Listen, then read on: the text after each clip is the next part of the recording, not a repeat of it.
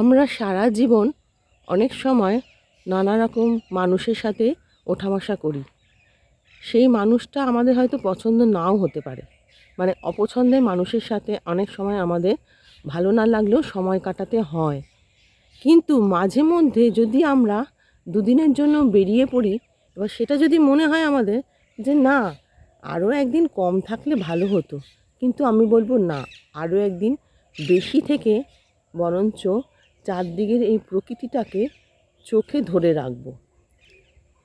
সেটা আমাদের অপছন্দের মানুষের সাথে কাটানোর থেকে বেশি ভালো মুহূর্ত হবে, ঠিক কি না? দেখো, আর বেশ কিন্তু একটা ঠান্ডা হাওয়া রয়েছে।